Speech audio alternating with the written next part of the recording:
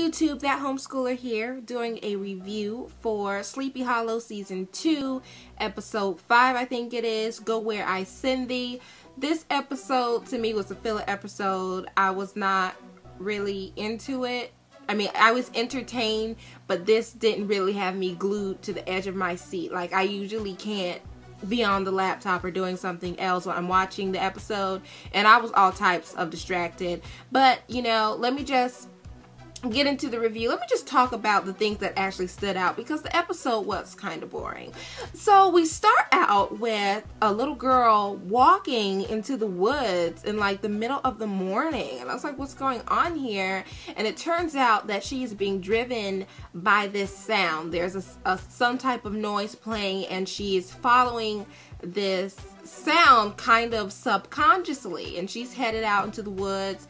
And then we switch from that, looking at a scene of the lieutenant trying to teach Crane how to drive, but he already knows how to drive. Jenny already taught him. He knows, which was kind of a shock that he knows how to drive. But they get the call to go to the house where the little girl lives, and they are being told the story that she just disappeared. So they go on this quest trying to find her. They end up coming along the information about this flute, because while they were out behind the house where the little girl lives, they went back there into the woods. They found this bone, and the bone happened to be a flute. So a flute made out of a bone. And Crane plays this flute. The lieutenant is hearing the sound, and she is also being taken off into the abyss. And he catches her before she walks into some water and drowns herself. And they go and they gather up the information about, you know, what this item is. This was used by a Pied Piper that was able to play this flute, and everyone would listen to it. It was back there when they were fighting in the army and whatnot, and he was able to kill a lot of the British soldiers. And it was how he did this was by this flute. So they are constructing a plan that will allow the lieutenant to hear the flute with some headphones.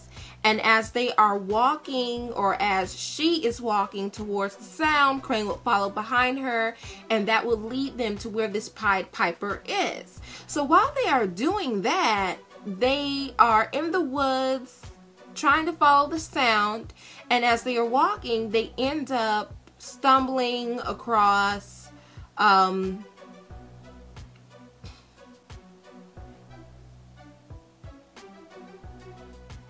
the guy from last week that they met on the docks. They met him. He was actually on the trail to getting this same flute. And while he was out there, the Pied Piper attacked him, and he couldn't walk. He was badly injured, but he did see the Pied Piper take the little girl. Now, he does not know that this is like the Pied Piper. He thinks that this is just some guy in a costume that abducts children. So while they're trying to explain, he's just like, yeah, whatever, let's just go get the flute, because you know he's all about his money. All he wants to do is get the item and sell it. So they end up finding the lair where the Pied Piper is staying. They find the little girl. She is alive. And while the lieutenant is trying to unchain her and get her out, the Pied Piper knows that they are there. So he's getting ready to attack, while Crane and Lieutenant are over there doing their thing. The other guy from the docks, the dock guy, is being attacked by the Pied Piper, and Crane is able to get the lieutenant and the girl out of the area, and the lieutenant and the little girl are running out of this hole. It's literally like a hole down under the ground. After the lieutenant and the little girl get out of that area, Crane kind of reaches back for the dock guy and gets him out of there. And while they are running out, the dock guy puts this bomb on the wall, so as they are running out, it can actually blow up and stop this monster from following them. And after they get out and the little whole place blows up, the dock guy is kind of taken aback. He's seen this monster. He knows that this is not just something that's a playful joke. And they're telling him, you know what, this is a demon, this is real, aren't you gonna help us? He wants no part of it. He just wants to get the flute and he wants to leave. They're trying to tell him, don't you wanna help, because this is the start of something big. He doesn't want to hear that. And he said, you know what, we made a deal. I helped you rescue the girl. Why don't you give me the flute? And the lieutenant says, you know what, yeah, a deal is a deal, but she breaks it because they had an issue where he was saying, I didn't sign up for all this. I don't give refunds. The deal was for me to help you find the girl and get her safely out. But his whole attitude towards the situation of stopping this monster from getting at the whole mankind was just wrong. So that's why she broke it. He takes it and he leaves. They return the little girl, they being Crane and the lieutenant, back to her parents' house, and the mother's running out there in slow motion, and they hug, and Lieutenant and Crane go back to the police headquarters because they have decided they're going to stock up on some ammo and they are going to go back out there and get this monster. They're going to finish him off for good. When they went back to police headquarters, they looked up the last name of the family and they put abductions after the last name. It turns out there's a curse on this house, a curse on this family. What happened was the Pied Piper was hired by, I guess, the forefather of the family to come and kill these soldiers that were in his house. And the reason he was hired to do that is that the soldiers were being very friendly towards the man's daughters. So he hired that Pied Piper to kill the soldiers to get him out of this house for messing with his children. And after that, the guy that hired the Pied Piper ended up killing the Pied Piper, but he wasn't really dead. He came back. He stayed for like centuries. And to get back at the man, he had been taking a daughter, a female, a girl, out of the family and pretty much sacrificing her. And if the daughter or that child was taken back, he would put a curse on the whole family where this illness would break out and kill everybody. So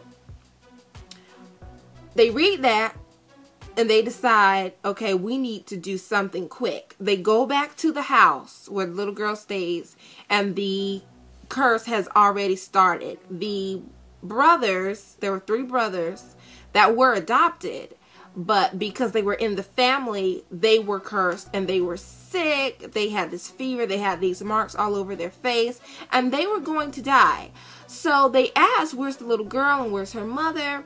And the dad says, she said she was going to meet us at the hospital. But, you know, Crane and the lieutenant already know what's going on. They know that the lady knows about this curse. And it turns out her sister, the mom's sister, was abducted when she was a child. So she knows everything. So she's taking her daughter to the Pied Piper, and in her mind, she's going to try and kill the Pied Piper and save all the children. Or she's going to give her daughter up. She's trying to figure out what she's going to do as she's going. So they catch her before they meet with the Pied Piper. They catch her. She has a gun. She wants to shoot the lieutenant because she just doesn't know what to do at this point. But they're able to get her to drop the gun. But here comes the Pied Piper. He's fighting. He's knocking people on the ground, girl. He is just making a ruckus out there. Crane had taken a sword from the parents' house, and he hops down in this well to run after the Pied Piper and to kill him. Now, here's the thing. The Pied Piper had thrown down the flute. Remember that they gave the flute to the dock guy. But he has this fighting weapon that has these holes in it. So it's like this long flute. So when he twirls it in the air, it makes this really high-pitched noise. And when he twirls it, you can't help but fall to the ground and cover your ears because it hurts. The lieutenant had given Crane some noise isolating headphones to keep that from happening. But when he jumped down there to fight the Pied Piper, the plugs fell out his ears. And he's laying on the ground and he's trying to fight this guy and keep himself from dying. He throws a rock at the Pied Piper's foot. And he still can't really get up, get himself together and catch his breath. But luckily, the lieutenant comes down there and she stabs the Pied Piper and he's dead. Now, we don't have to worry about him anymore. Everybody comes back together and we think that everything is just all over with. The dock guy did take the flute, the broken flute, to the tavern, I guess, where he has his business, and he tells the guy that comes to pick it up, you know what, this was a very hard item for me to get and it did get damaged, but you know, hey, that's just what it is. The guy tells him, you know what, my employer thanks you, check your account, you know, your money is there, we've taken care of you already. And he walks out with the broken flute in this box. Now I'm thinking, what is he going to do with this broken flute? And I'm already thinking he must, you know, he's already going to break this. He's going to crush this thing up into powder and create some type of spell or something. He takes this bone. He's not actually going to use it. He takes it back to Henry. Henry takes the bone, crushes it up, and makes a powder. Puts it to his mouth. So what I'm guessing what's going to happen is, instead of having to carry around a flute to make this noise that brings people to you and makes you do things, it's going to be in his actual body. So anytime he opens his mouth, he's just going to be able to draw people to him. It kind of reminded me of people saying that they dreamt about the devil, or they've seen the devil, and the devil has just this wonderful voice, and that kind of is what made me think about it. I was like, okay, you really are trying to be Satan, aren't you? Yes, you are. But that was pretty much the episode. This is a very short review. Like I said, it wasn't really anything popping. The only other thing that happened was the old lieutenant, the old chief in charge, the one that was put in the psychiatric ward, he finally got that he signed away his soul in blood. He finally got that. He was reading the Bible, and the Bible caught on fire when he was reading Ezekiel 8,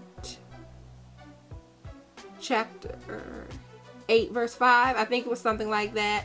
And the Bible just caught on fire, and he finally got that, hey, I sold away my soul, because Henry was there and he was talking to Henry, and he said to Henry, what have you done to me? And Henry said, go read the Bible, go read Ezekiel. And he gave him another chapter, and he read, all souls are mine, and he said, I signed away my soul. And Henry just smiles and walks off.